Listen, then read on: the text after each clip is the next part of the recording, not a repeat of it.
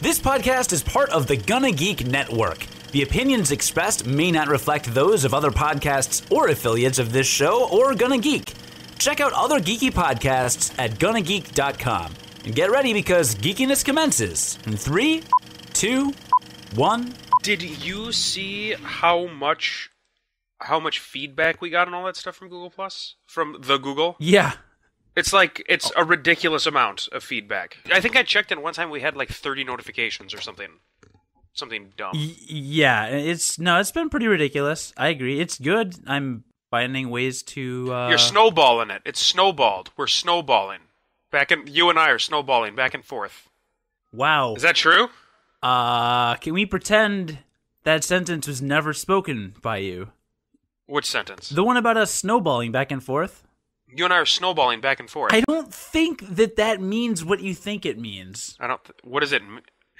You're right. Actually, now that I think about it, I don't know what that means. Have you not seen Clerks? No. You've never seen Clerks? No. What's a Clerks? You've seen Clerks. You're trolling. I'm not trolling. Have you seen Mallrats? Yes, I've seen Mallrats.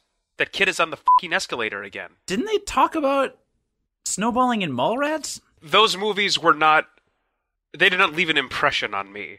Oh, you did not connect with those films. I did not connect with those films, correct. Xbox Connect? Right, I did not Xbox Connect with those films. Okay, well, snowballing is when... I don't think I want to know now. You sure? Yeah. No, you made me... You made me kind of scared for it. And are you sure you didn't already know what it is and you're just trolling me? No, I really don't know what it is, but apparently it's something that I don't want to know. So. I think you might want to know what it is in case you decide to do it in the future. No, I'm done. I'm good. I'm good without snowballing. I'm going to assume that it's me having a snowball fight with my son. That's what I'm going to think. Okay. All right. That's fine. And that's a cute definition, isn't it? It's a cute interpretation of the word. Here's my idea. Are you ready for this? Mm-hmm. We start the episode. That's your grand plan? I mean, give me, identify one flaw with that plan. People don't want to listen to you? You're an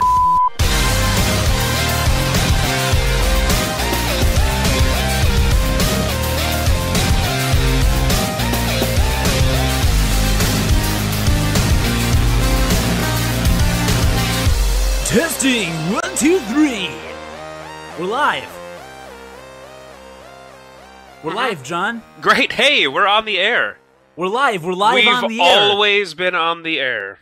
We're live on the air on this podcast, Unqualified Gamers, episode 62.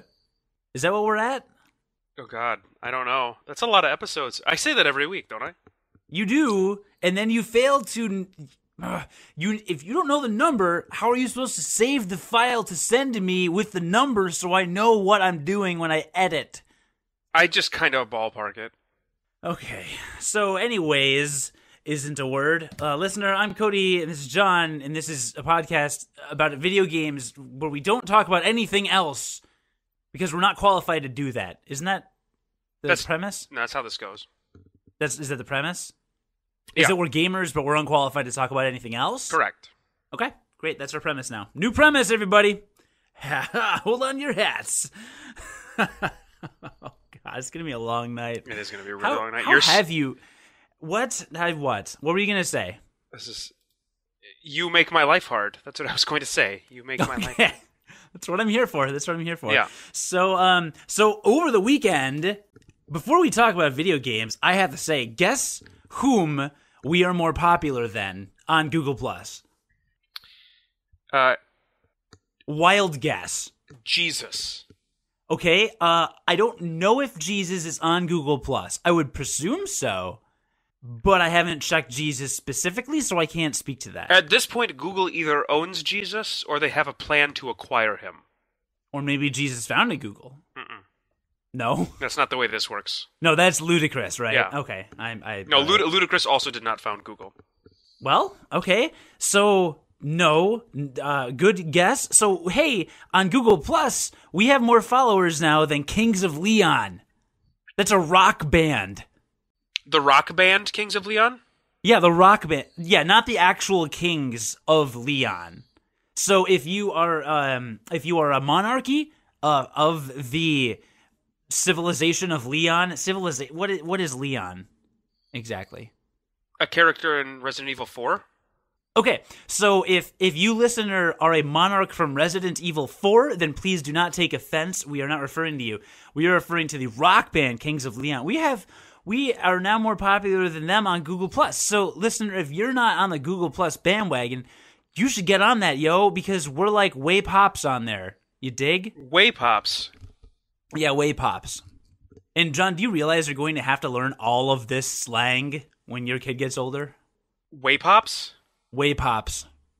In fact, that's how kids are probably going to say yes in the near future to their fathers. So, like, hey, can you take out the trash? Way pops. That actually is one of the things that I'm most terrified for is because I missed the YOLO swag movement, right? I mean, didn't we all? We all did. So didn't we? No, I didn't miss it. No, you were in the YOLO swag movement. You do go to those parties, I guess. I go to college parties. That's what they do. They YOLO their swag. Right. So, okay, so I missed the YOLO swag movement. So when I hear people say those things, I typically want to kill them. Yeah. Mm-hmm. Okay. Well, I hope that you don't kill any kids as your child ages.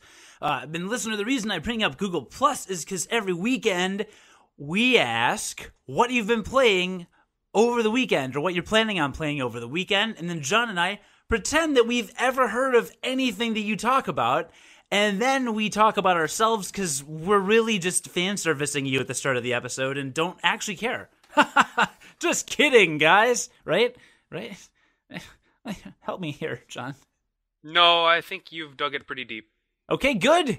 Thank you for zero backup ever. All right, so we asked, and you replied. You're quiet tonight. Why are you so quiet tonight?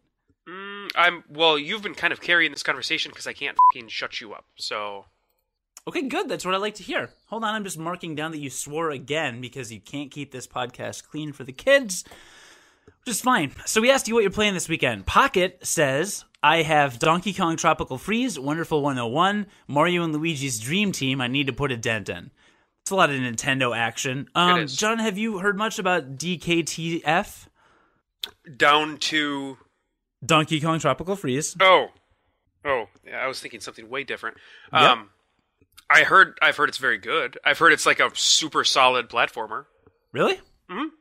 Oh, I thought I saw one review and it said it missed the mark. I don't remember if it was IGN or GameSpot. But... I mean, I've heard it's just like a really solid reboot of the DK. And I'm guessing you did not play the DK on the Wii, correct? Wait, there was a Donkey Kong on Wii? Yeah. No, I'm serious. Yep. I really didn't know that. Yep, there was. It was Donkey Kong Country Land. Wait, really? No, okay, so I don't know if that's the actual title. It probably isn't. But legitimately, there was a Donkey Kong Country game on the Wii. I mean, I guess I believe you, but that's... Wow. It's funny that you never heard of it. Sure. Yeah, the Donkey Kong Country games don't get a lot of press or a lot of buzz, but they are all really solid, like, hard games. Yeah. They're not easy games. So that's weird. Anyway, moving along. Nora, most likely some Minecraft PvP with my friend, will troll everyone with dumb traps and stuff. I feel like Nora did that last weekend, and more power to you. I love trolling people with dumb traps and stuff. Oh, dude, John, did you ever play Dofus the Arena? No, but I remember you playing it with somebody, and it was basically like... I mean, wasn't it like a strategy game?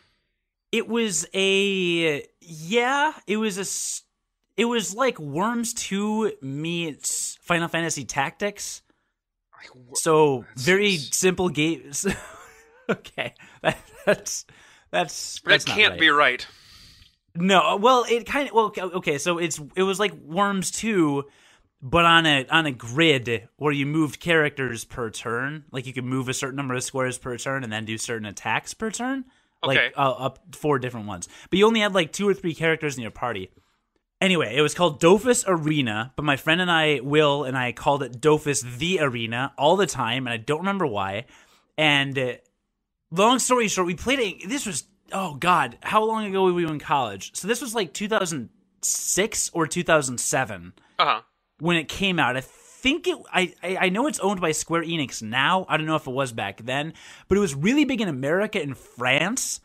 And Will and I would just create these two characters that would summon these crappy little guys. So so it would be basically like I had two guys, Will had two guys, and we were fighting the opponent, and it was two people who each had two guys, right? You could select from different classes. One was a summoner.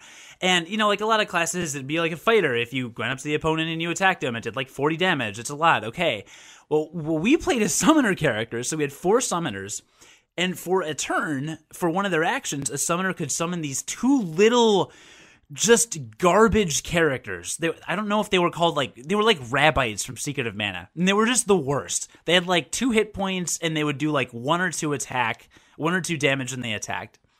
But we would sit in the back row and just spam summons of these things and then control them and just send them in waves against the opponent, doing minute, like negligible damage, but constantly keeping them occupied. And we won a couple matches like that, and it was really fun. That sounds miserable to whoever you were playing. Yeah, but they were all in France, so they were going to surrender anyway. Ha-ha! Stereotypes! Get it? It was a really good joke. Thank you. So, moving briskly along, JD finished Lightning Returns, and glad it's the end of the saga. More on that later. Interesting. Okay. Brave. Listen, I have honestly been thinking about last week when you said that you were going to talk to me about like the story of that game. So I am kind of excited to hear all about that game. I don't know if I'm ready yet tonight, but we'll see. We'll see.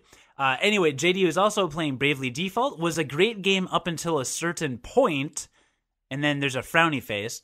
And playing Donkey Kong Tropical Breeze until Final Fantasy X HD comes out. Smiley face. Are you a big Final Fantasy X fan, John? No, I never was. Okay. I actually liked it, but the ending was spoiled for me, and I feel like that was a pretty substantial... Like, there was a lot of emotional weight in the ending. I actually put more time in Final Fantasy X than any other game, but I was so disinterested in the story. Like, I just had no interest in that story at all. So, I mean, for me, it was whatever, right? But I put the most time ever because I captured 10 of every monster in the whole game, so I unlocked everything in that arena. And and I had like everybody's final weapon and everything. I think I have like 180 hours in my one save of that game. Oh, I did get the all of the ultimate weapons. Yeah, and some of them were terrible. Oh, Lulu's. I don't remember which one Lulu's was. Where you had to run through the rain, and anytime it... No, that was Kamari's. Was it? Who's Kamari? And, so moving along, because obviously... Wait, no, legitimately, who's Kamari? He's the big blue Rondo. A la Turk? And you liked the game. I don't remember him existing as a character. Sure, okay. So, anyway. I played it a long time ago. It was a good game. It was I didn't like the story. It was alright. It was alright. Alright, that's fair. Jose has been playing Xenoblade Chronicles. Mm-hmm. Cool. You reviewed that. We've talked about that quite a few times. Yeah, I don't remember any of that. It's so good. Okay. Jamie says, I'll be playing South Park, The Stick of Truth, and since I've heard that's apparently short, I'll move on to Pokemon Conquest and Weapon Shop de Omas from there. I've heard about that game, but I don't know anything about it. I've heard of the name. That's about it. As an aside, related to Xenoblade Chronicles, have you seen any of the new trailers for X, the new game by Monolith that's going to be... It's basically Xenoblade 2? No. Oh my god, it looks amazing. Is it really? It looks really good. Awesome. That's all. That was just my aside. It looks really good. Thank you for that. It's just called X? Mm-hmm. Wow, original. Just kidding. Game developers, if you're listening, give us money and we'll advertise for you. I think it's probably gonna... I think that's probably a working title. I don't think it's probably gonna stay that name. Jamie, by the way, I have seen since, has beaten South Park, The Stick of Truth. So, and this was in the span of like 4 or 5 days. So either he just played it a lot or it is short. I have heard a few people say it's kind of short. I heard like 12 hours. It must be... That must not be right. I heard like 12 hours. That's short? That sounds long to me. For an RPG? It's a South Park RPG. Dude, I'm like 20 hours into Lightning Returns. That's way different. And I'm less than halfway through. It's way different. I'm just saying. It's way different because this other game that we're talking about is probably a good game. Oh, I see what you did there. All right, that's fine. But Weapon Shop de Omas, you've heard of it? I haven't. I've heard the title. And what's Pokemon Conquest? Well, I don't know. God, there's so many Pokemon games. Some sort of Pokemon game. Dude, if they don't re-release Pokemon Snap soon, I'm gonna snap. Good one. That game was good awesome. one. I see what you did there. That was a good one. That game was awesome. Agree? Disagree? No, that game was really good. Super innovative. What? I can't tell if sarcastic. No, that was like legitimately. It was super innovative. Wait, how?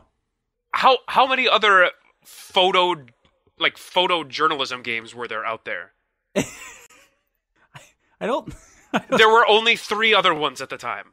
Yeah, there were only 3 other ones at the time, and Pokemon Snap did it best. Right, that's what I'm saying. All right, that's fair. Jamie just says PS4 for the win. Okay, that's fair. It's a good game. Thank you. Why am I thanking you? Why am I taking... I deserve it. Okay.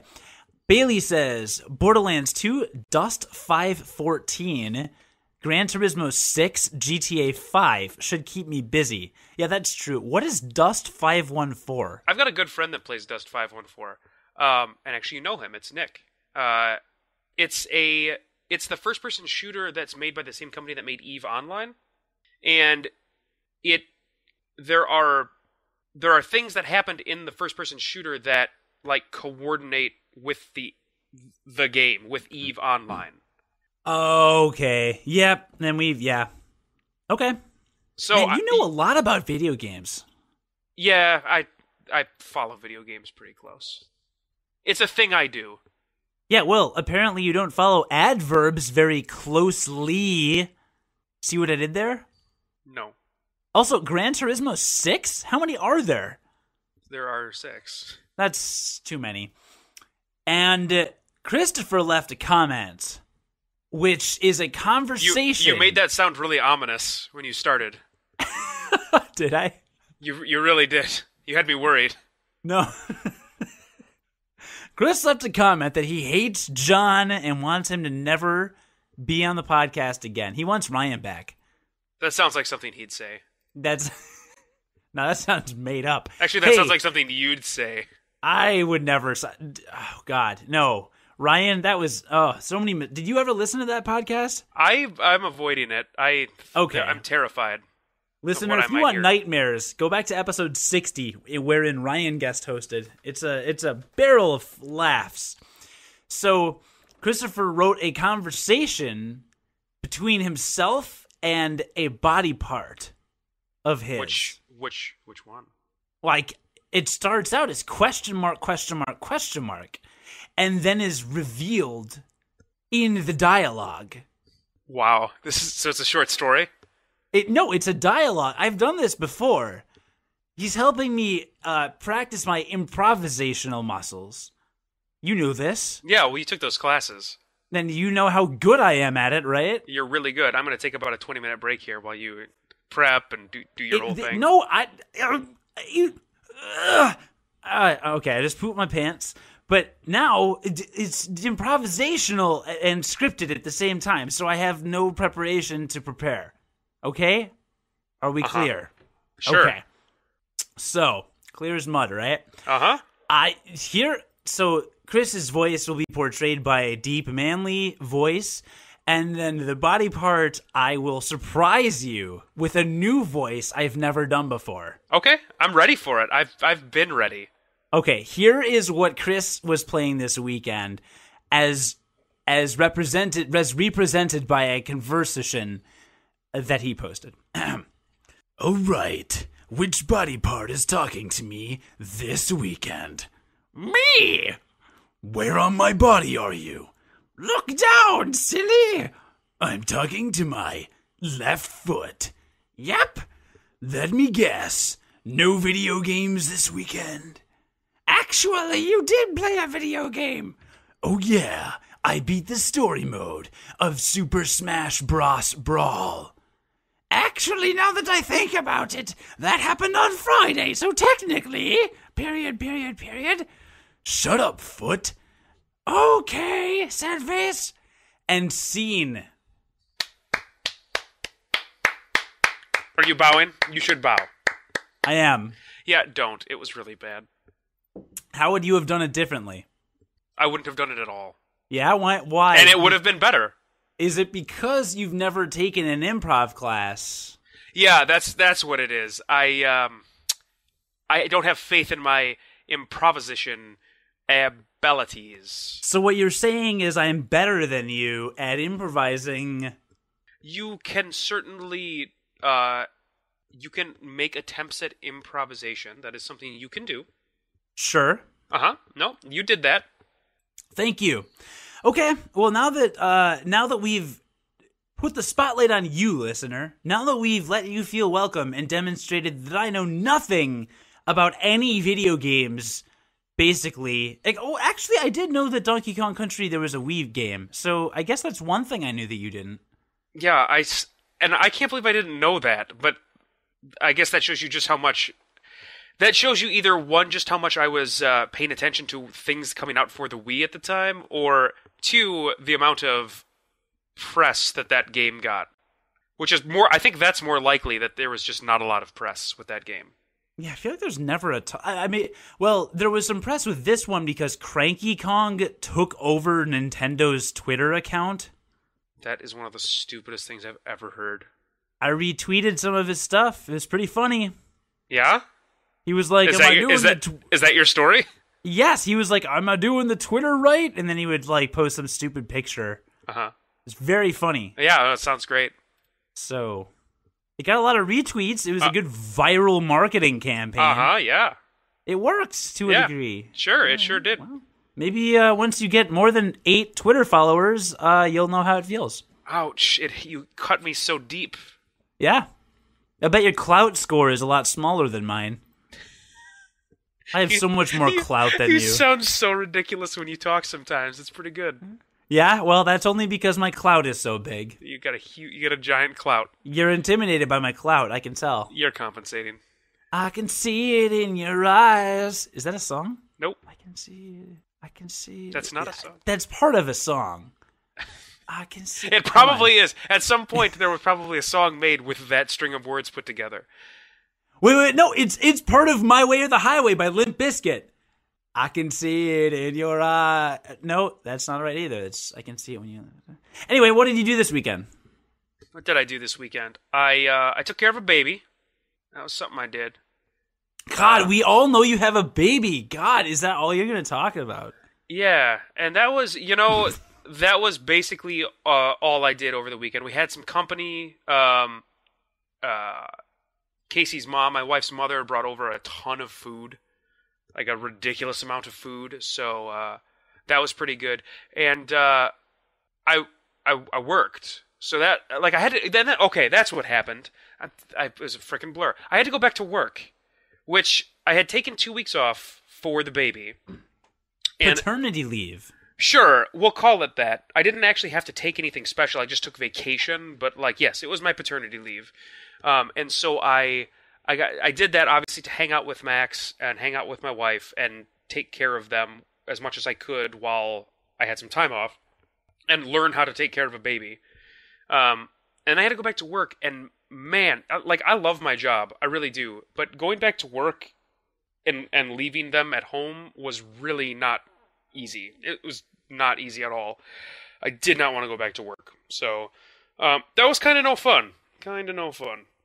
Now, prior to this, you had left the house, right? Yeah, I mean, obviously I had to run errands, like multiple Target runs because babies need a lot of So, multiple Target runs up to that point by myself, but this was just, you know what I mean? It was sad because it's it's me going to work for 9 hours. Right, and your Target runs lasted fewer than 9 hours. Unless I had to get a lot of stuff. Okay. Yeah, I can see that being a bit different. Yeah. So what you're saying is, for the first time perhaps ever, you may have had a less interesting weekend than me. Yeah, my weekend wasn't that interesting. Yes! Well, wait till you hear about my awesome weekend. You ready for this? I'm on the edge of my seat. I didn't do anything. Somehow my weekend was still better than yours? Yeah, somehow, actually. Unless you count playing roughly 20 hours of Lightning Returns Final Fantasy XIII. That is exciting. That is a lot of that game. That is a lot of that game. Do you know the difference? So you know what an introvert is and what an extrovert is, right? Yes, I do. Would you say I'm an introvert or an extrovert? Yes, you're that one. The extrovert? By a lot.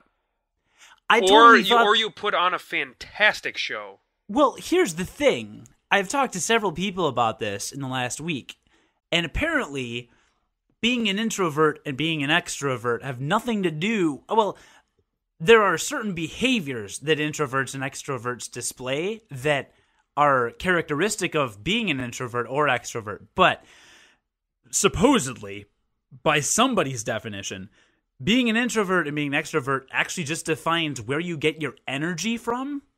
Like, an extrovert, if they're around other people, like, that's where they get their energy and their whatever that means. I don't know what that means. And if they're alone for too long or whatever, they get, like, drained and they, like, need to be around people or whatever. And apparently, using that definition, I'm an introvert because I've been very social over the last couple weeks. I've been going out to dinner a lot. I've been getting drinks with coworkers after work a lot. I've been doing, like, just a lot of stuff, going to movies with people and going to shows with people and going we all know how popular you are. Very popular, like college parties You're so popular. I'm so popular. You bought the liquor for those kids that couldn't buy it legally. I did not buy them liquor. I did not drink at that party. I only did cocaine in the bathroom. Right. That was a joke for those of you attorneys listening, looking to prosecute someone for something. But actually, no, it was Wednesday or Thursday, and I was like, I do not want to do anything this weekend. I don't want to see people. I don't want to hang out with people. I don't want to be around people. I don't want to go out. I don't want to leave my apartment. So, like, literally I went to a coffee shop and did some work, actually, on our website on Saturday. But outside of that, I was at home Saturday night, played Lightning Returns for probably 8 hours. Sunday, woke up, played Lightning Returns for maybe 8 hours. Went to the gym for about an hour and a half. Came home and screwed around on Reddit. Like, it was basically just video games all weekend. I don't think that makes you an introvert. I think that means you had a quiet weekend. I don't know. I don't know how these definitions work. You're the doctor. Yeah, but I'm not a doctor of sociology. But I'm pretty sure I'm pretty sure you're an extrovert. I don't know, John. Fairly confident. I don't know. I don't know. Anyway, I had an introverted weekend. Whatever that means to you, I needed it. But here's the problem is I don't want to see people still. It's, like, not good. Like, yeah. I think that's okay. A couple of people have wanted to do things, like, a couple days after work. Tuesday you want to do something. Wednesday you want to do something. No, I don't. And then you kick him in the stomach. Yeah. Yeah, and then I kick him in the stomach, and I don't know. And I will say this, also, Lent started. Last Wednesday was Ash Wednesday. Do you observe Lent? I don't formally observe Lent. I used to practice Catholicism when I was younger. So this year it was just whatever. Yeah. Okay. I gave up. I'm not like a super hyperactive Catholic or whatever, but I was raised that way, and I do use Lent as kind of a jumping pad. What's the term? Jumping pad is correct. Sure. Okay, as a jumping pad to kind of get just to adjust some behaviors and start some new things, and then they often expand to far beyond Easter. So, but it's a good, like, kind of excuse, like, I can lock it down for these 40 days, and then by the end of the 40, like, okay, cool, it's a new habit now or whatever. Mm-hmm. And if it doesn't, then it doesn't, and I did something kind of cool for 40 days. It's whatever. I give up alcohol, so no drinking for me. Okay. For a while, which is going to make it really hard to hang out with college kids. And I gave up eating out because I go out too much. There's a joke in there somewhere. I know. definitely a joke in there somewhere. But I'll let you, the listener, make it in your own mind. So that's going to save you a lot of money. Yes, that's the number one thing. That's going to save you a lot of money. Yes, the alcohol and eating out is going to save me an extraordinary amount of money. Still think there's a joke in there somewhere. Probably. So there's that. So that's my next several weeks until Easter, which is on 4/20 this year. You know what that means? I don't think there's a joke in there, though. It means no, there's not. There's no possible joke. So I hope you play the video game this weekend, because now we should probably talk about video games. I did, but I want you to go first because I want to hear about Lightning Returns. You need to talk about it because it's a game that eventually, will I get it? I don't know. Am I going to get it? I don't know if I'm going to get it. You're not going to get it. Okay, and that's you know what? I'm okay with that, but I really want to hear about it. So maybe I'll lend it to you. Here's what I'll do. I'll beat it and I'll bring it up to you when I visit you in May. Okay. And by the way, listener, John and I are going to do a live podcast. That's pretty exciting. In May. Not like live stream, but we're going to be in the same room actually looking at each other, because when we Skype, we don't look at each other. No, because frankly, I'm terrified of your hideous face. Yeah, that would be just horrifying for all parties involved. So, as you say in your bio on our website and on the Gonna Geek website, you were the pretty face. Right. So, I do say that. Anyway, when I go and see you in May, I will bring up Lightning Returns, and you know what? Maybe we'll just all sit around drinking and play just watch the first cutscene. Is it that bad? Just the first half hour or so. It's just all right. So I've established on this podcast before that I don't like reviewing games, or like we don't review on this podcast, but I don't like to really go super in depth into games that I haven't beaten, because once I've talked about them on this podcast, I no longer have any desire to go play them. Yeah, I no longer am motivated. But I have a feeling this is going to be different because you're in the middle of it, and for some reason you have this fucking hard-on for Lightning. So I have a feeling this will be different. Yeah, maybe. I don't know. I don't know. It's interesting. I feel like I'm beginning to understand the life of a game reviewer, but I don't know how game reviewers do it. Do they just play a game long enough to be able to review it and then they're done? No, they get review copies beforehand. The company will actually send them a copy of the game for review. Yeah. And they will be expected to complete the game and then review it. Yes. So what you're saying is whatever I say is totally should not be said. Well, but that's the general rule of this show. What, that I just ignore the rules and say what shouldn't be said? Yes. Okay. I'm glad we're on the same page. So, Lightning Returns. First, all right, so listener, I'm going to get minor spoilery with Final Fantasy XIII, Final Fantasy XIII-2, and Lightning Returns Final Fantasy XIII-3. Is that cool? Yeah, Great. everybody loves us talking about Final Fantasy XIII. We don't do it enough, so...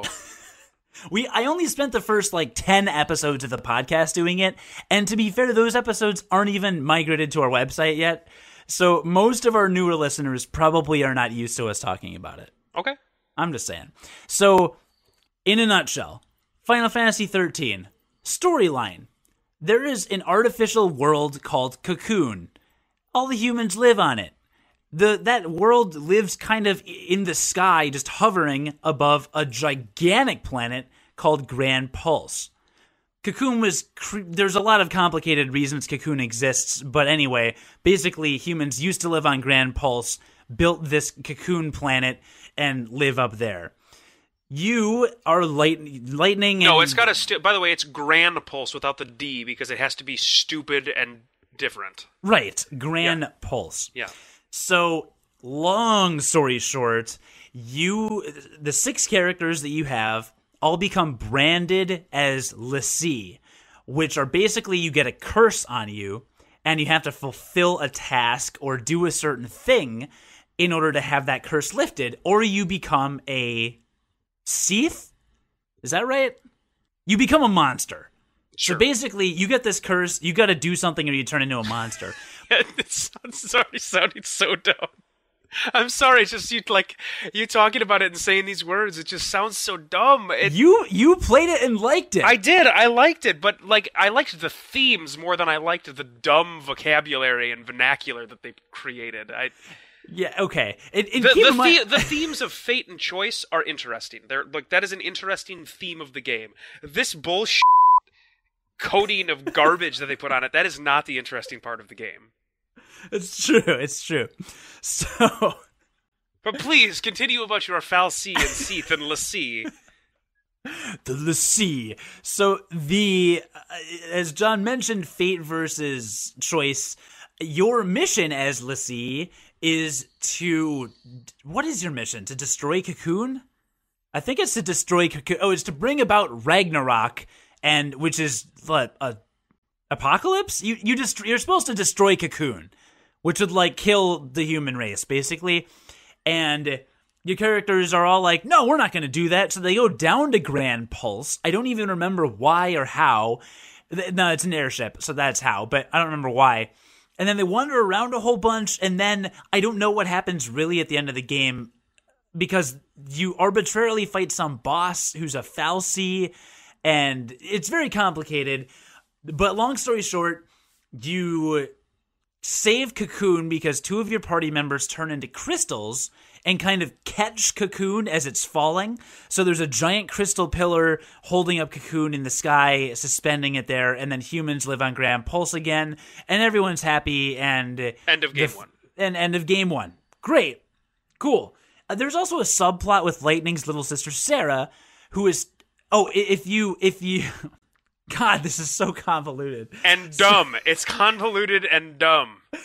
If you fulfill your prophecy or whatever it is, oftentimes you turn into a crystal. You just become a crystal. Your body turns into a crystal. I don't know how better to describe it. And you sleep for hundreds... I hate myself so much right now for knowing this. You sleep for hundreds or thousands of years until you magically awaken, and then you're a normal person again. Uh-huh. So Fang and Vanille turn into crystal, and that's the end of game one. But the four of the rest of you are safe, and Sarah, which is spelled Serah, by the way, because they can't do anything right.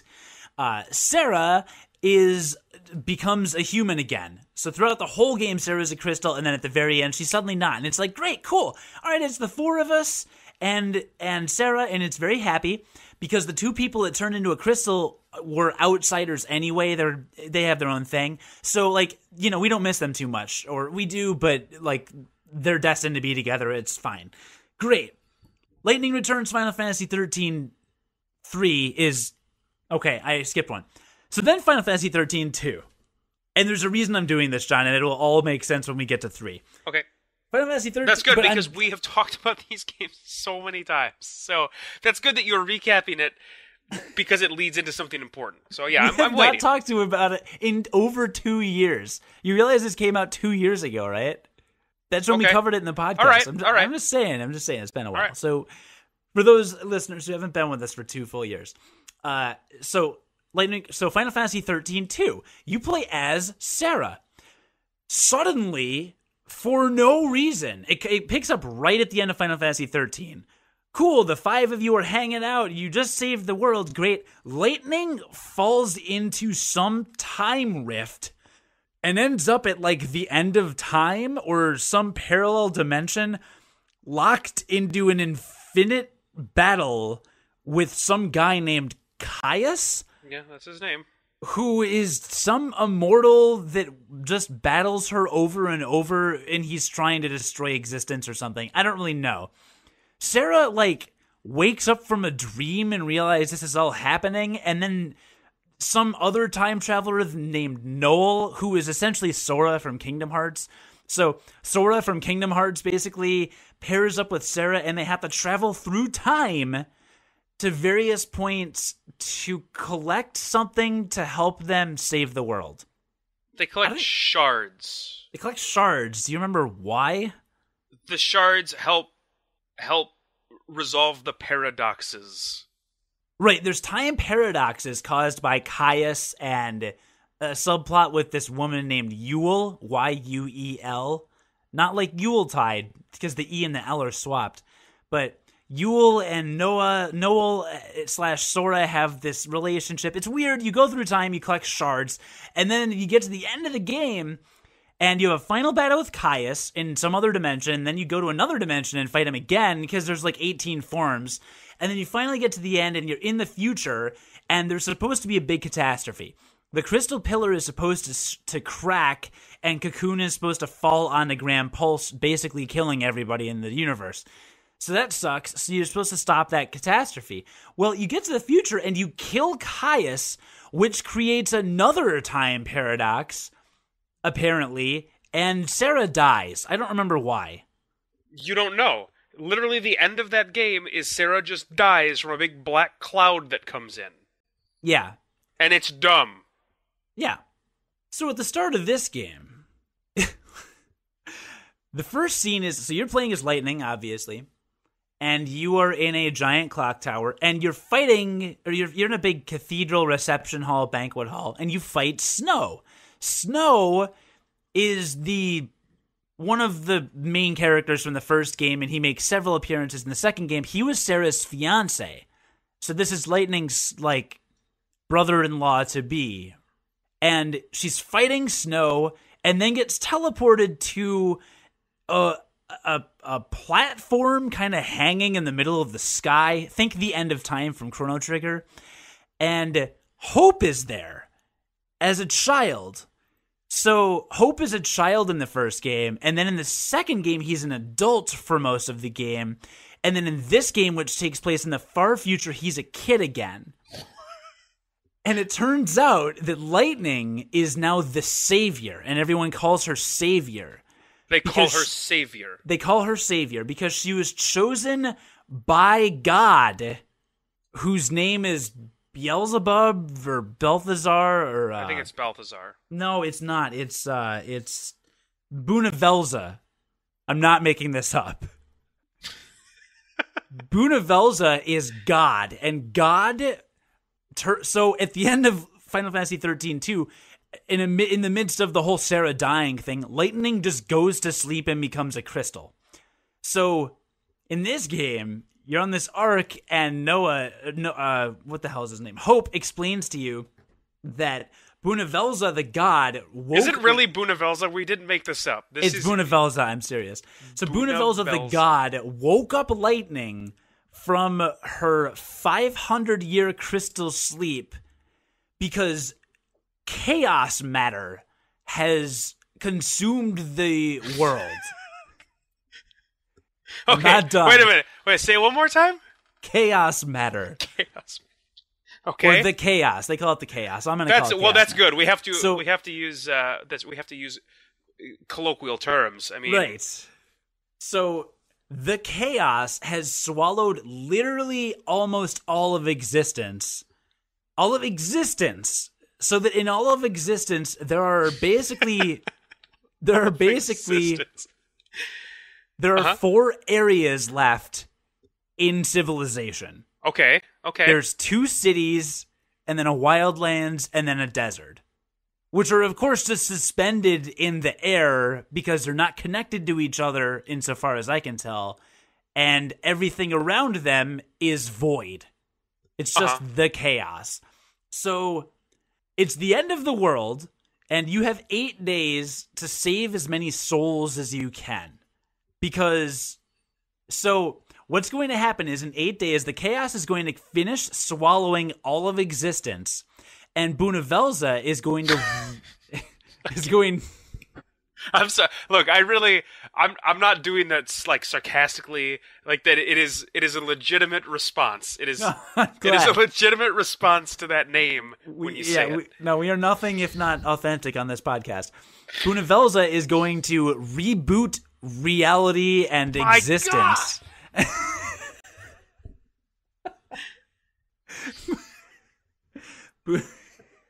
can't say it. Okay, so God is going to. So once chaos has swallowed all of existence, God is going to reboot it using only the souls that the Savior has saved.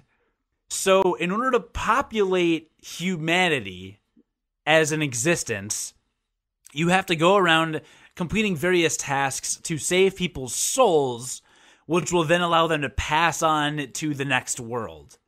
Huh. So for the past 500 years, no one has aged at all. Why? I don't know. Because when Caius was killed, it altered the balance of chaos and reality or something. There's some explanation. So no one has aged. There? Yeah. So no one has aged except that Hope was an adult. And his explanation is, I was an adult, and then the next thing I knew, I was here on the Ark, which is, again, the end of time. He's literally sitting at a giant computer. It's just got, like, 50 computer monitors, basically, and he's got a keyboard, and he's sitting there, like, monitoring the chaos, and he talks to you in a little earpiece that you have, so you get a lot of Hope voiceovers throughout the game, and so he was an adult, and then the next thing I knew, I was here, and I was a kid again. And I'm devoid of all emotions. It's very strange. I can't find any records on myself either. But here I am. Legitimately? That's what he says? That's what he says. He says, I am devoid of all emotions. Yes, and so is Lightning. But she's always been devoid of emotion. Yeah, but now she's actually, like, really devoid of emotion. So God struck a deal with... So Bunavelza struck a deal with Lightning. That if Lightning saved a bunch of souls and... helped usher in this new existence, then God would resurrect Sarah, and then they could be together again. Why doesn't God just do this himself?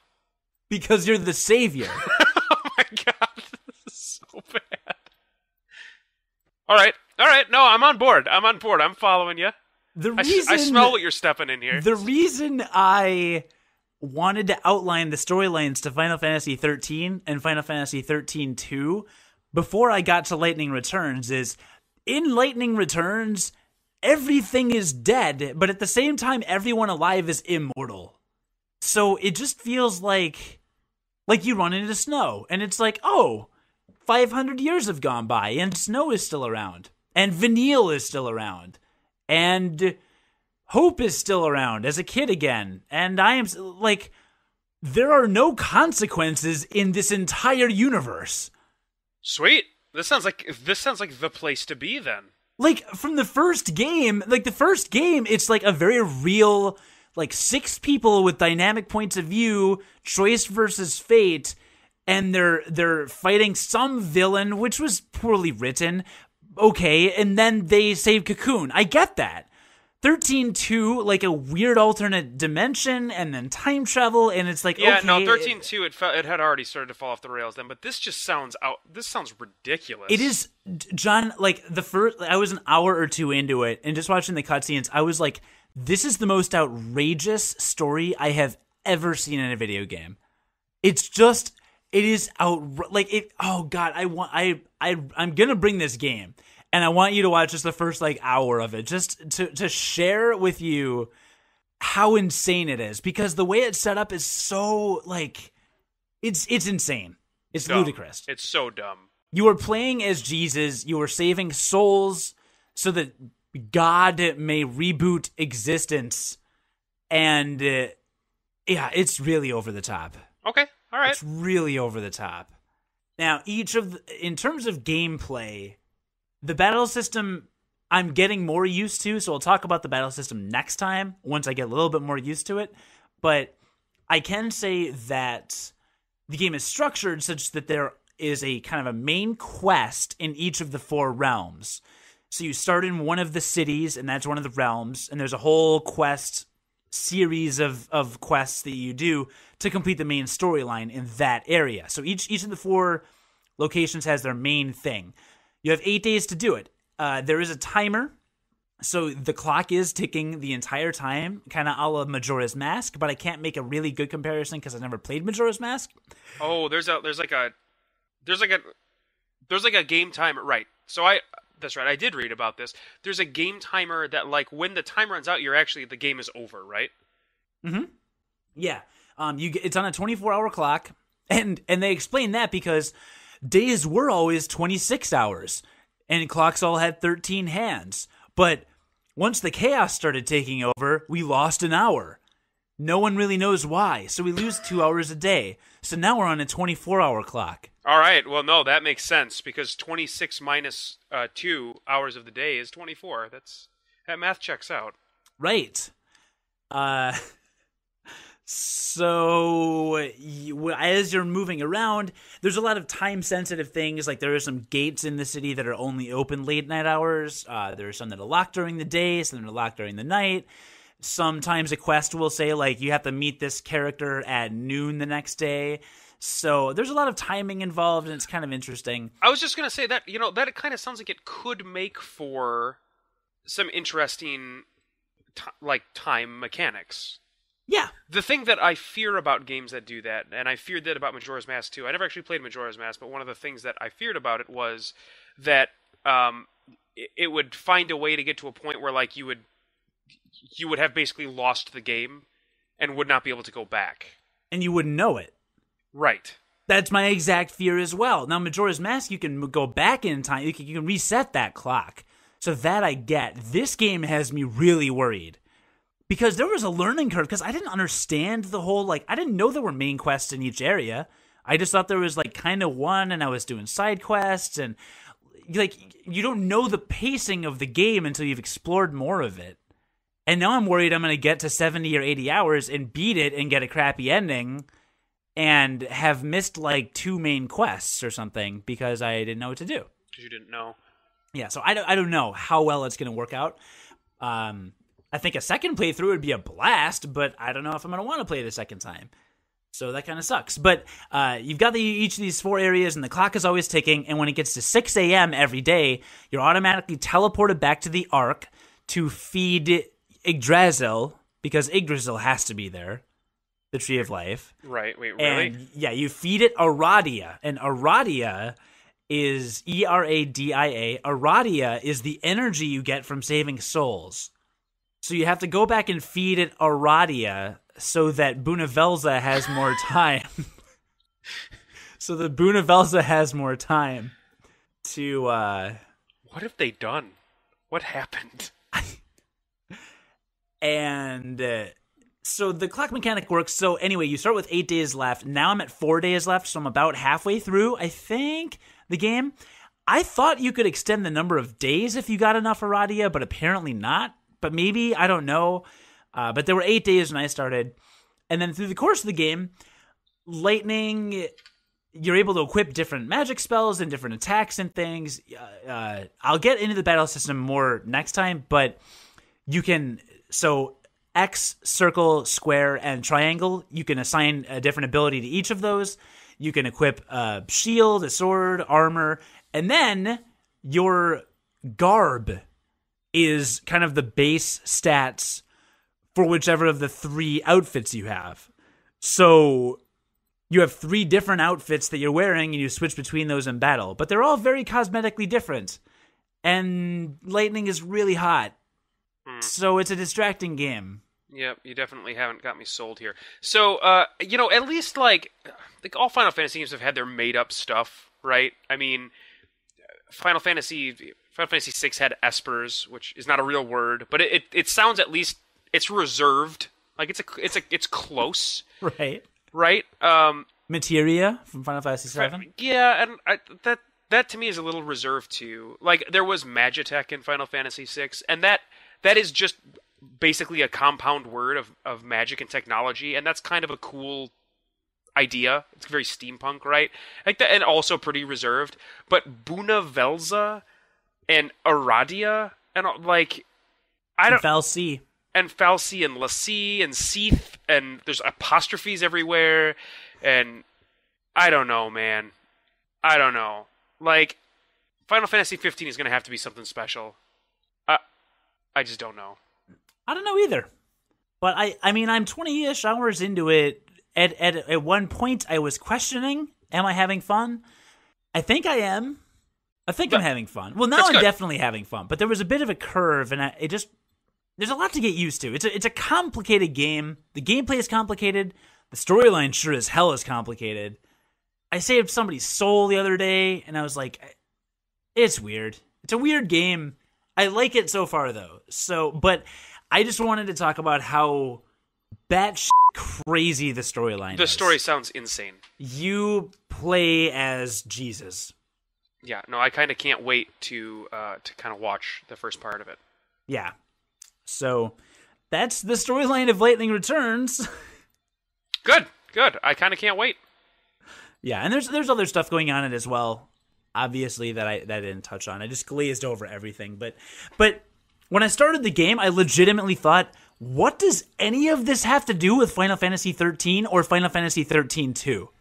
And the more I play it, the more it's starting to tie together. But, like, it's such a jump.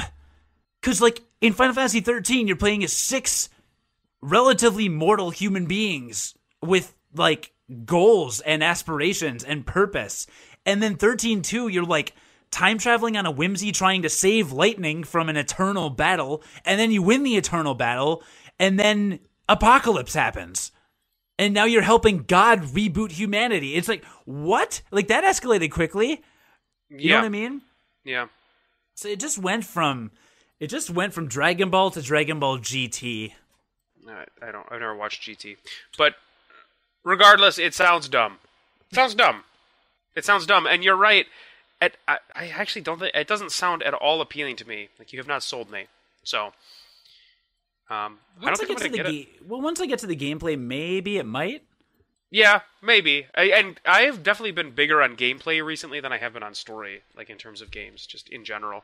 Yeah, and I think like the story is shaping it, like it's filling out. Actually, so I've been thinking about how I would explain the story to you, and when I thought about it Friday, I was like, this is gonna be crazy. He's not gonna believe it. But then, like, by the end of Sunday, I was like, oh, actually some of this does make sense now. So it kind of fills itself in, but it starts with just such a lofty, over-the-top, completely disconnected from the rest of the entire series, like, premise that I'm just like, where is any of this coming from? Yeah. How is Snow the king of some hall, and he's been around for 500 years, and everyone's immortal, except for Hope and Lightning, who are robots now, and with no emotions, and Buna Velza is God, and he's telling you things. It's so weird. And it's just, I'm like, how is this a Final Fantasy? Like, why didn't they write a storyline that makes it a sequel? You know? Yeah, I mean, well, if they're going to pitch it as a sequel, yes, why not make it a sequel? It would be like if Final Fantasy VI-2 took place on the moon. Like, that's what this feels like to me. It's like, what happened to any of the original concepts or characters you had? Like, where did they go? Why is God here now? You know, like, what is this, Breath of Fire? Well, there's always been deities in the series. I guess that's not surprising to me. There's really nothing surprising to me. It just sounds dumb. But there's always been a supreme power that you are, I guess, fighting against in Final Fantasy XIII and XIII-2, right? Yeah, I guess. It's still annoying. Like I said, it sounds really dumb. Why don't they just write simpler stories? Like, that's the real question, right? That's the dumb. These Japanese games, like 13, like you said, we both said, made a lot of sense and was great. And then you got to the end boss, and I'm like, who are you? And what are you doing? And like, why? Like, do you remember the story in Final Fantasy Tactics? If you want to talk about like kind of better, I mean, it had its fair share towards the end of supernatural stuff in it, but in general, the political stuff in that game was wonderful. That was amazing. Yeah, and not at all. And unfortunately, it had a terrible translation with the first version of it. But when they came out with that new translation, it was awesome, and it wasn't like crazy supernatural again until the end.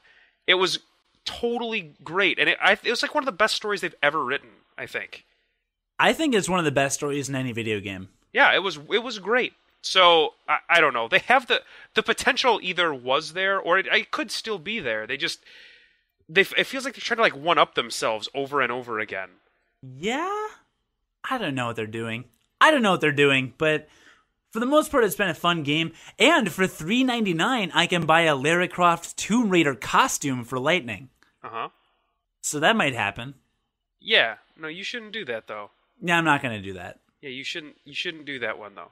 Oh, I will say, I got the Cloud Strife garb, which is a downloadable content if you pre-ordered the game. So you dress like a soldier first class with a buster sword. Thank God that you had to wait 4 extra days to get it so you could get that Cloud Strife garb download. Yeah, thank God for that. So I got that, and if you win a battle wearing the Cloud Strife garb, it plays the victory music from Final Fantasy VII. Well, that just changes everything. I thought it was cool. I regret every decision I made not to pre-order. As you should. As you should. So, anyway, the other hard part of the game is playing with one hand. Hi-yo! Get it? Yeah, good one. Because she's really hot. Because you're masturbating. Yeah, because she's really hot. Yeah. She's so hot. I always thought Fang was hotter. But then you realize that you had no chance, right? I realize I have no choice. This is a choice versus fate thing. I got it. No, that was actually pretty clever. Thank you. Yeah, no, you didn't mean it like that. Definitely. No, that's what I was going for. No, for you sure. didn't. No, choice versus fate. Fang is my choice, but Lightning Returns is my fate. So what did you play this weekend? Or what have you been playing? Okay, so I finished, and I know last week I said I had finished Final Fantasy V, and that I was going to go back and do the optional dungeon that they put in. I did. It was very challenging and very good. And the more I played that game, and kept playing that game, and learned about all the systems in that game and everything, read some facts and stuff, that may be the best Final Fantasy game that has ever been made. It's really good. You're the worst. It's really, really good. That game is really good. So how is it? No, it's too hard. Okay, so it's really good, and I had a really, really great time with that optional dungeon.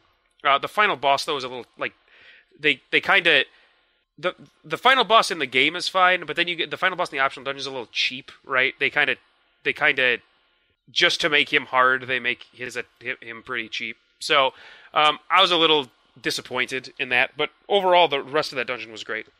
And that actually took a long time. I was surprised that dungeon took a while.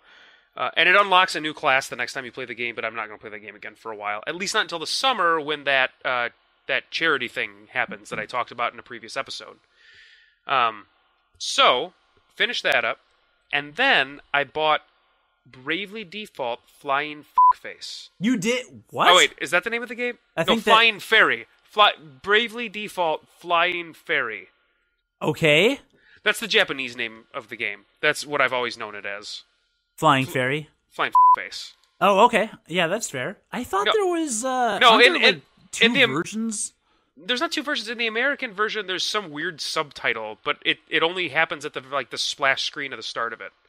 And I think the main reason why I bought it, one was because after talking about it, I was just I knew it was a game for me. Like I knew it was a game that I should be playing. So that was one of the reasons. The second reason was just you kind of convinced me when we talked about it. I mean, I pretty much had to, but you didn't do the demo first? No, I didn't. We were at Toys R Us, Babies R Us buying diapers, and it was there, and I was like, let's do it. So it gives me an excuse to boot up my 3DS again. So I'm about 5 to 6 hours in to it, and we've already talked about. You've already broken down the battle system and stuff. I'm not gonna spend a lot of time with anything. I think I'm realizing a little bit that I'm kind of over Japanese role-playing game stories just in general. Yeah. Like the start of this game has this really obtuse, obscure language that some fairy is just spouting out at you that doesn't mean anything. And that just happens in lots of other Japanese role-playing games, and I just I'm over kind of nonsensical, cryptic intros and stories to games that aren't actually deep and interesting. They just fake deep and interesting. So is Bunavelza in this game? There's no Bunavelza. Okay.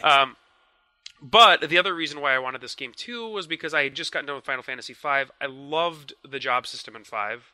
Just loved it. I think it's one of the best systems they ever made, and I knew from all of the talkings that we had about this game and everything I read that it had a very deep job system. So I was super excited to get into that again since I just left it with Final Fantasy V. Started playing it, And so far, I'm really impressed. It's really good. And it's not easy. And I like that. Yes, so, I knew you would like it. So all the great things that we talked about, the battle slider, first thing I did was I actually bumped that up, just to like get in more random encounters and kind of, I'm the kind of guy that doesn't mind grinding. Mm-hmm. So, I wanted to make sure I was like prepared for future stuff.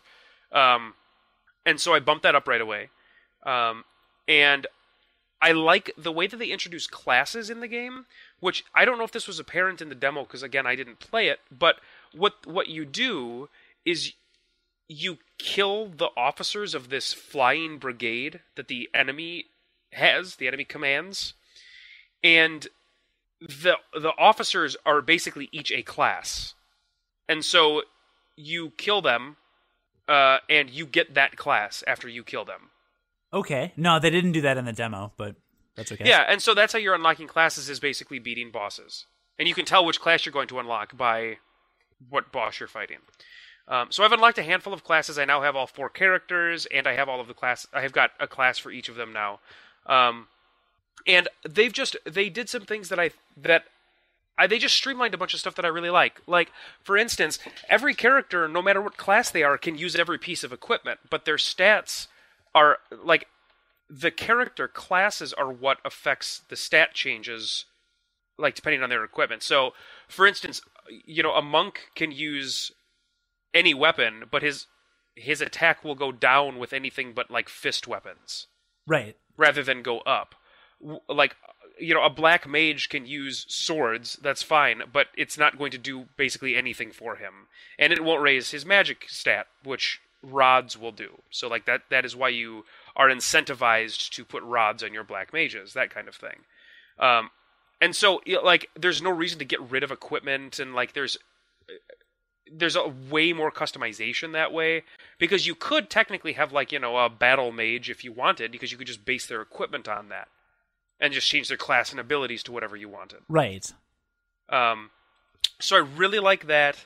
And again, the Brave and default system, like, really, really changes things.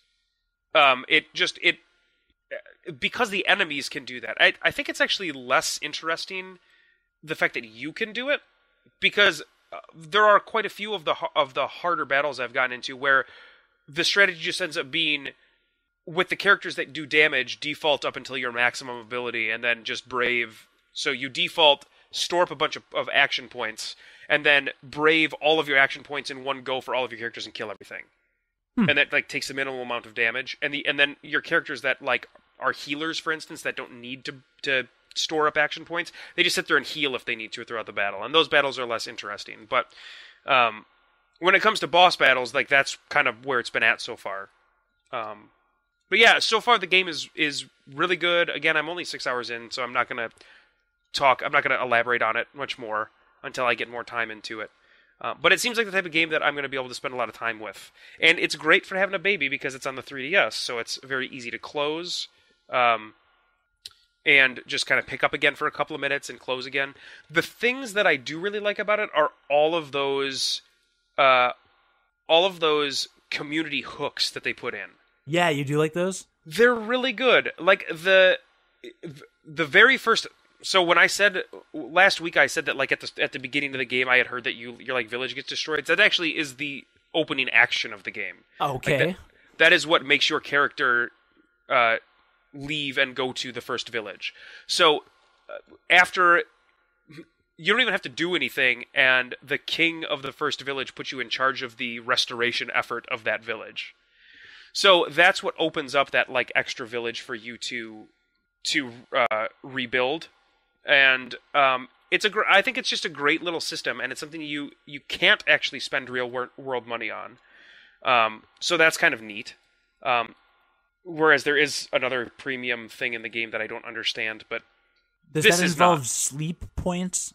Yes. Okay, because I've heard since last week, talking about it, I've heard that near the end of the game, there's kind of a controversial segment with the sleep points. Well, we'll see when I get there. But right now, like, the that's the only thing I can see that you can spend real world money on. I have been finding it kind of weird that they've been adding these premium hooks into games that are already full price, but it's a crappy trend that hopefully doesn't continue. Yeah. It'll continue as long as they make money on it, which probably means indefinitely, unfortunately. But the town restoration thing is really fun, so you can kind of like guide, which it's pretty basic. I mean, it's set and forget. Yeah. And then once a character clears out something, you can then upgrade other stuff or like clear out paths to new buildings and stuff. But it adds a fun layer, and then at any the save points are this weird magic dude that just randomly shows up in the game, and you can buy equipment that you've unlocked from him, from your village. So at any point you have access then to like other equipment, which is really cool. So yeah, the social hooks are good. I haven't really explored using the like calling other people into my game because I haven't really gone online with it yet. What I'm probably going to do is I'm probably going to post my friend code to like Google Plus or something, see if I can get a couple of people that are also playing the game at the same time as me. Because that system seems kind of fun, calling people in, sending your characters out into other people's games. They can call your character in. Yeah, I will do that with you. I have one more optional boss in the demo, and once I beat it, I'm going to do that. Yeah. But overall, so far, really enjoying it, and I'm definitely going to continue playing it. This probably going to be the next thing I talk about, so I'll keep you posted. Sweet. That means I have to start playing it, so nothing gets... Yeah, and that means you might have to stop playing Lightning Returns. Bummer. No, I'm going out of town for St. Patrick's Day weekend, so I will be traveling, and will need my 3DS on me. Is that this coming weekend? Well, St. Patrick's Day is Monday. Yeah. Wow. Time is going by quickly, and I'm not able to keep track of days. Right, yeah, it's Monday the 17th, so...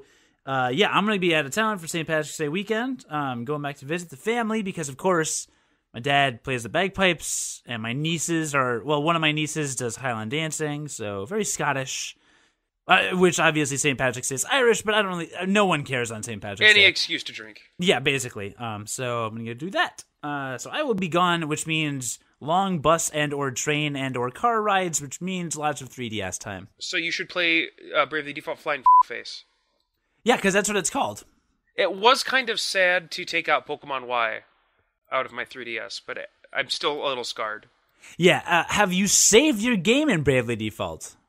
I have, and there's an autosave feature. You know, like most games of the 21st century. When I do eventually review Pokemon Y, which I will do someday, for sure. You're going to save your game? No. I've saved my game several times. I even do the data link deal where you can sync it, or game sync, where I sync my save data with the internet. Really? Yeah. Like in case you lose it or something? No, I think it's just to give you stats in the PokemonTrainer.com or whatever. Oh. I don't really understand all the online features. I know there's a lot of them, and I know that no one on the global trading system will give me a Bulbasaur for my extra Charmander. All I want is a Bulbasaur. I have a Squirtle and a Charmander and a Pikachu. I want a Bulbasaur. And I'll give you a Bulbasaur. Wow. It's my penis. Oh, hey. Didn't see that one coming. Is your Bulbasaur going to snowball with me too? Now I definitely don't want to know what that means. I think you do. All right. You send me a Bulbasaur, and I'll trade it for Bunavelza. There has been, I've been checking the Twitch Plays Pokemon subreddit, and there's been an influx of people just mass wonder trading Pokemon named after Twitch Plays Pokemon. That is so great. So like, some guy caught like 50 Farfetch'd and just named them all Ducks, which is what they called them in Twitch Plays Pokemon, and just just massively spread them to the winds. That's so good. Yeah, what a great thing that was. I know. Is I have a Pidgeot, and I might name it Bird Jesus and trade it. Jesus. I haven't decided yet. That's pretty good. It's pretty good stuff. I think I actually changed my 3DS Street Pass message to something about Twitch Plays. I think I changed it to Praise Lord Helix, actually. Oh, and you know what else I did this weekend? That'll be, that can be the final thing we talk about. I watched the the NLCS, the League of Legends League for North America, they basically stream every weekend, and I just started to realize that. And it's a great way for me, who is no longer going to be able to play League of Legends, to get my League of Legends fix in. You know what I mean? You know, that's so interesting you should say that, because this afternoon I saw a Kotaku article, and it was about burnout. It's like, oh, you got all these games, but you're kind of burned out. You don't feel like playing anything. You don't know what to play. Here, we'll help you out. And it had, you know, because it's like, you know, you'll sit there and stare at your Steam library of 30 games you haven't played, but you don't feel like playing any of them. Right. And it gave a couple generic tips. It was like, go into your queue of games you haven't played yet, or get a new game, or revisit an old classic. And it had like 5 or 6 like suggestions like that. And then it said, watch a Let's Play, or watch somebody else play, or watch. And it's like, sometimes you just are burned out and you just want to watch somebody play a game. It's lower, like, kind of engagement or low involvement, and you're still able to kind of get your fix. So that's super interesting you would say that, because I was just thinking about that earlier today. Yeah, and the thing is I miss playing that game. The game is the game still is awesome to me, but just it is such a commitment when you sit down to play it. Even just a round is about a 45-minute, like, right, after like picking your champions and everything. It's like a 45-minute commitment of time where you cannot leave. Like, there's no pause. So it's not something that will be a doable thing in my life for the foreseeable future. So, but I still miss it, and I still would love to play it if I could, but watching like the professional scene playing it, it's a lot to me now like watching a basketball game, which, you know me, I love basketball. It's like my favorite sport to watch. I could never play basketball well, ever. So, but I still love to watch it. So now that's going to be kind of my thing, I think. And it's on like every single weekend. So it's really kind of fun for me to watch now. That seems legit. Yeah, so that's going to be something I'm going to be doing on the weekends too. Well, what I've been watching less of is Twitch Plays Pokemon, because I never played Crystal, and so I don't know what's going on at all. Have you noticed that at all? Or I never really watched the original Twitch Plays Pokemon. I just read about it. I just learned about it. Well, but even reading about it, I mean, I'm getting the jokes. Like, I'm getting what happened after the fact. Like, they used a Master Ball on a Goldian in Pokemon Crystal. Uh-huh. For the uninitiated, Master Ball catches any Pokemon no matter what, and they used it on a Goldian, which is a very weak Pokemon, and there's only one Master Ball in the game. See, in Red, they caught Zapdos using the Master Ball, which was like a miracle in and of itself.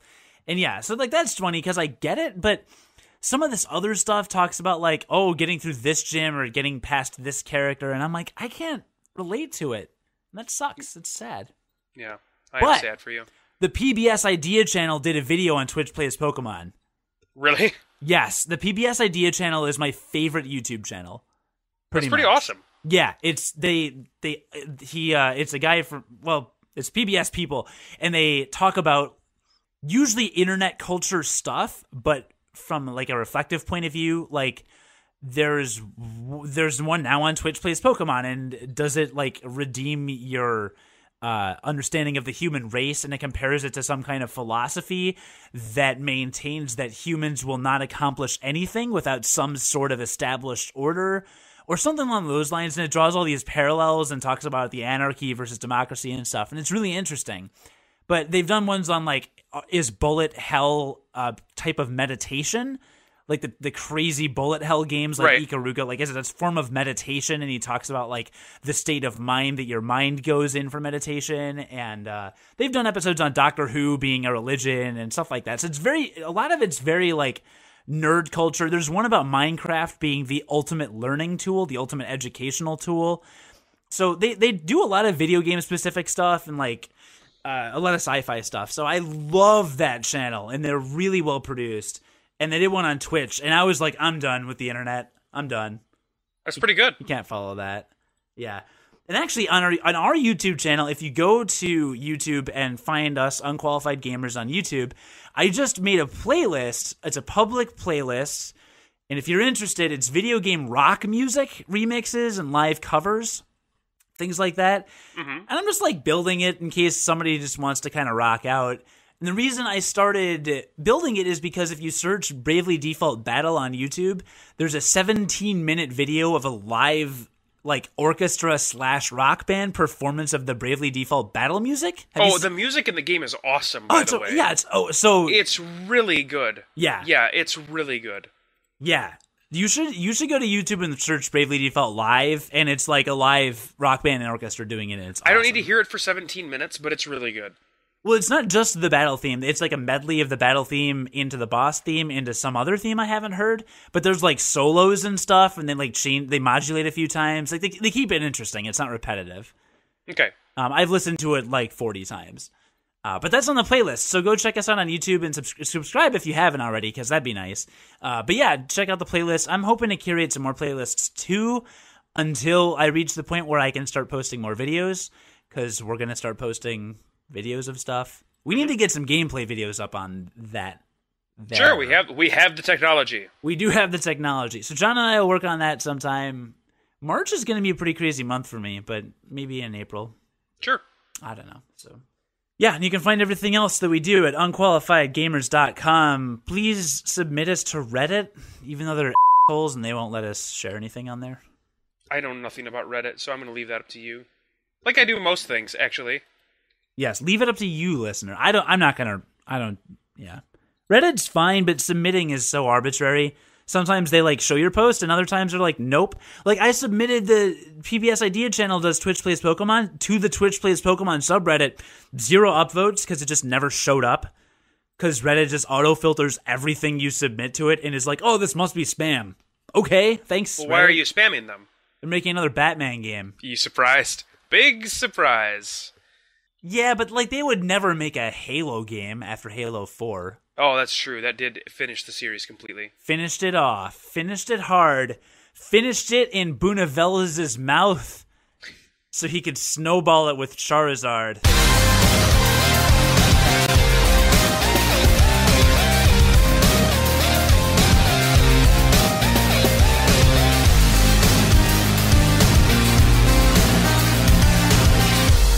Sounds so bad now.